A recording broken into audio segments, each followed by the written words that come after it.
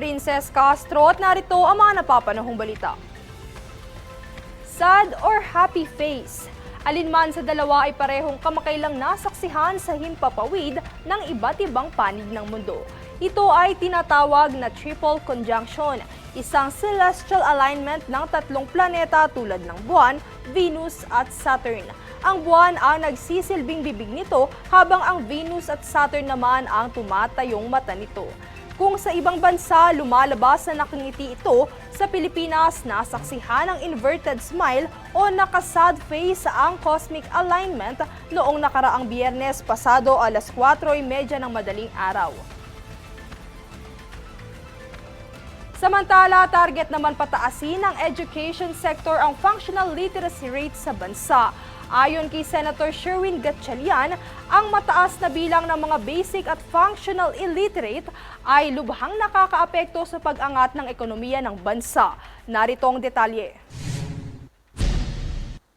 Bunsod ng mababang basic literacy rate sa katimugang bahagi ng bansa, gayon din ang datos ng mga nakakagraduate sa senior high school na hindi nag-improve ang kanilang literacy at competency. Target ngayon ng sektor ng edukasyon na pataasin ang functional literacy rate ng mga estudyante.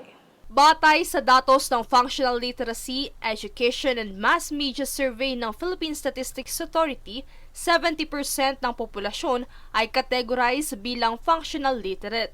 Ayon kay Gatchalian, bagamat bahagyang mataas ang porsyento ng naturang literacy category, hindi dapat maging kontento rito at pagtunan pa ng pansing ito ay tumaas. Sa ilalim ng bagong basic literacy measure, napapaloob dito ang read, write, understand and compute. Habang sa functional literacy naman, level up ang kakayahang umintindi sa mas malalim na paraan o comprehension.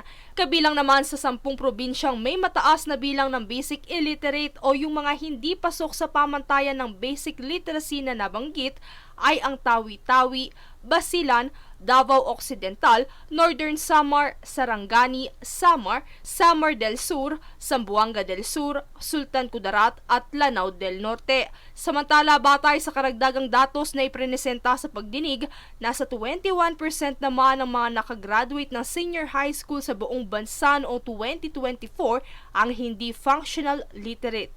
But they cannot read, they cannot understand and comprehend a simple story. That should not happen. The very basic goal of basic education is to become functionally literate. That's non-negotiable yan eh. So meaning your comprehension is deeper, your comprehension is wider.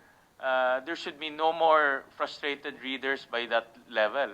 But I like I said, I keep on repeating this, I saw that with my own eyes, that they reach junior high school and they're still non-readers or frustrated readers. Dahil dito, pinatitiyak ni Gatchalian na walang estudyanteng dapat na ipag-graduate ng hindi naaabot ang pamantayan ng functional literacy. Tugon naman ng Department of Education, kanilang ilulunsad ang intervention program kung saan tatargetin ang mga naturang probinsya na mabigyan ng sapat na funding at atensyon upang matugunan ang problema sa edukasyon.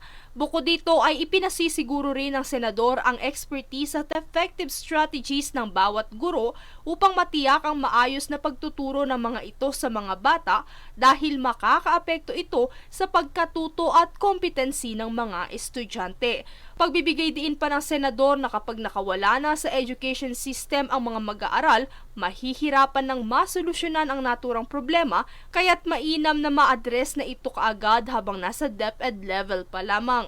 Ang pagtugon din umano sa naturang literacy problem ay isa ring solusyon sa kahirapan. Princess Castro nag-uulat para sa Golden Nation Network.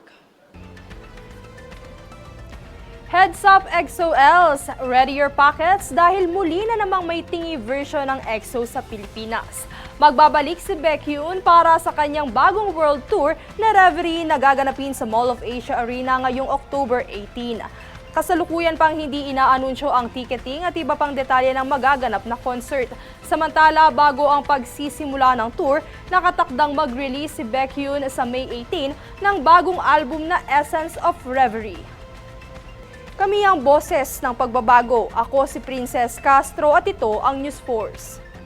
Sa ulo ng mga balita. NAIA security personnel, bawal ng hawakan ng passport ng mga biyahero. Functional literacy rate sa Pilipinas, target pataasin.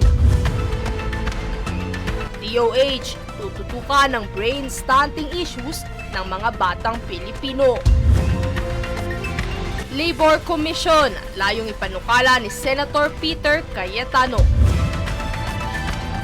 Senator Tolentino, inihayag ang umano'y planong panghihimasok ng China sa halalan ng bansa. At Exos Baekhyun, balik bansa para sa kanyang Reverie World Tour sa October. Patas at pantay na balita, komprehensibong ulat para sa pulso ng masa. Ito ang News Force.